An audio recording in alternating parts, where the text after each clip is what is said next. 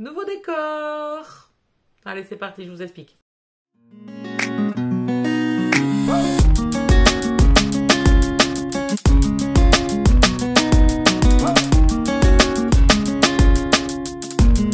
Bien bonjour et bienvenue sur la chaîne, je suis ravie de vous retrouver aujourd'hui pour une nouvelle vidéo. La vidéo de la pile à lire du mois de février, c'était écrit dans le titre. Donc nouveau décor parce que j'ai pas eu le temps de la tourner, que c'est la pause de midi, donc je me suis dit au lieu de lire, tu vas venir un petit peu discuter avec eux et leur présenter les romans que tu voudrais lire en février. Donc voici le décor, je n'aurai pas les livres en papier, je vous ferai des inserts, le but étant de vous montrer ce que je voudrais lire. Allez, on se concentre. Au mois de janvier, pour faire un mini bilan, c'était parfait. J'ai fait une pile à lire de 7 livres sans trop la charger. Bon, c'était par rapport à la moyenne de livres que je lisais par mois, depuis quelques mois déjà. Hein. Et au final, j'ai lu 6 livres sur 7, puisque j'ai privilégié le dernier. J'ai changé de contemporain pour calquer au challenge des livres divers que je fais avec Julie et Anaïs. Voilà pourquoi ça a un peu bougé. Sinon, au mois de janvier, j'ai lu 12 livres, donc je suis joie.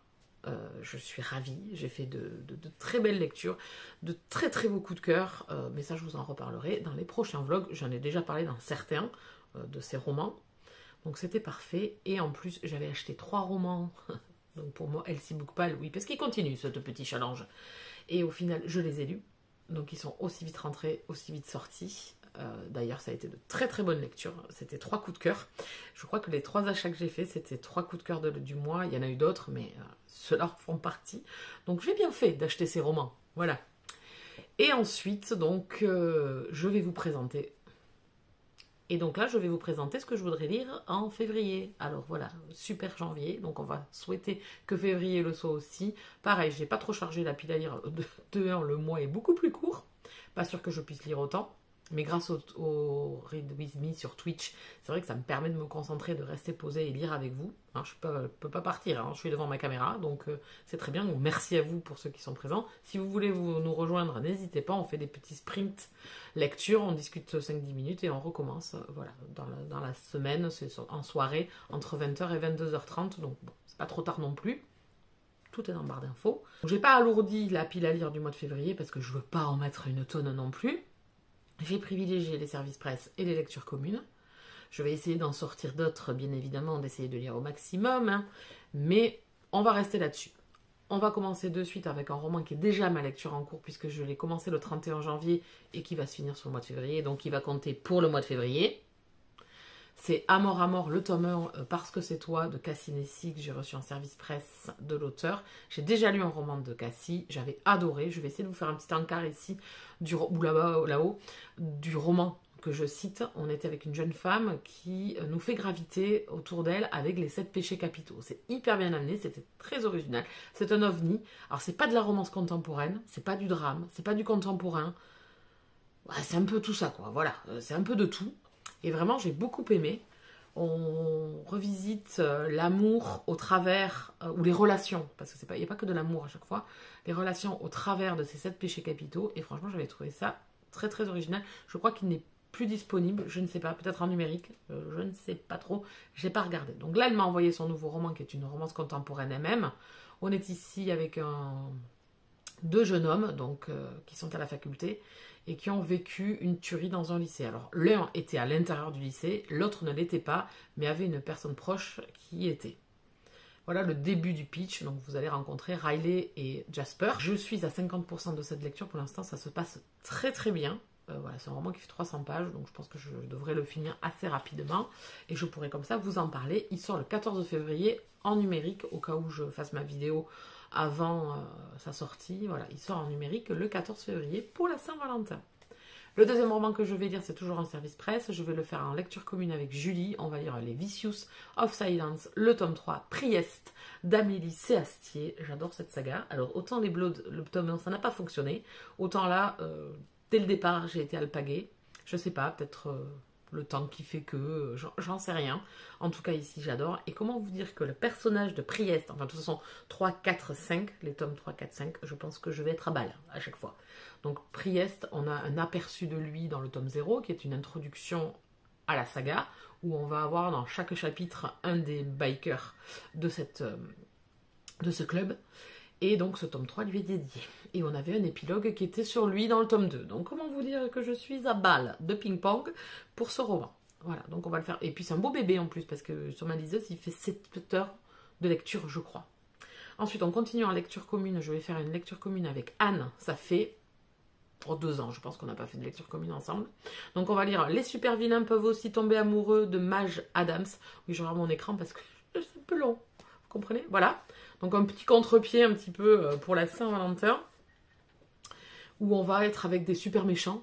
Et c'est du MM. Maj Adams, pour ceux qui ne le sauraient pas, c'est Maria J, sous un autre pseudo. Beaucoup de personnalité cette dame. Voilà, donc on va se faire ça parce qu'on se l'a acheté à la Icône et c'est un petit roman, donc il pourrait passer pour le mois de février, petit livre, petit mois. Donc voilà, il me tarde de le découvrir parce que ça a l'air un peu décalé, un peu, voilà, c'est un peu barré. Et puis je trouve que c'est assez sympa.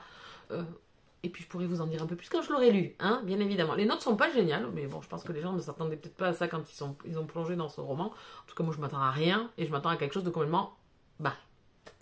Ensuite, un service presse que j'ai reçu déjà depuis un mois passé. Oh oui, passé. Non, un peu plus d'un mois, je pense. Les Palais des Mille Vents, le tome 2, Les Nuits de Saint-Pétersbourg de Kate McAllister. Donc il faut vraiment que je le sorte et je vais vous le sortir encore pendant la période hivernale qui avance. Donc il faudrait que je m'y mette. Que parfait pour l'hiver. Voilà, j'avais adoré le tome 1. On est ici avec des héros qui vont traverser les steppes, etc. On est allé en Mongolie dans le premier. Voilà, on est allé en Russie. Donc là, je pense qu'on va plus se concentrer sur la Russie puisque les nuits de Saint-Pétersbourg, ça dit bien ce que ça dit bien. Hein.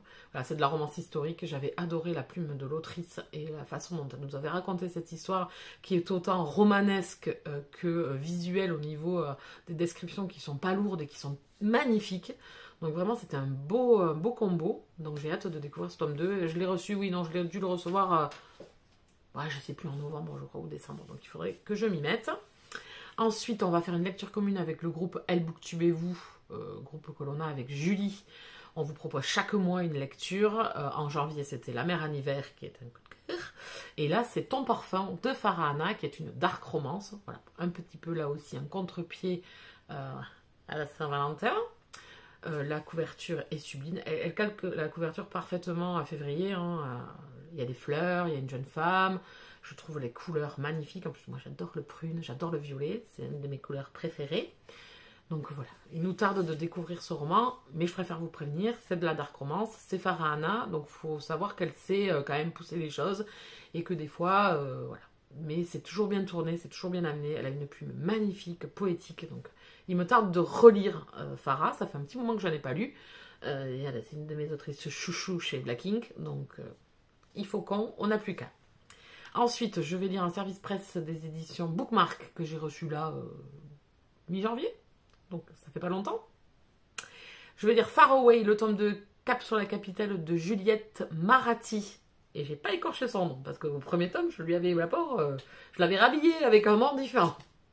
Donc j'avais adoré le tome 1. C'est très frais, c'est de la romance contemporaine, mignonne, drôle, touchante. Voilà, on était avec un jeune homme qui est humoriste, qui, voilà, la page blanche, il n'arrive pas à produire pour son nouveau spectacle.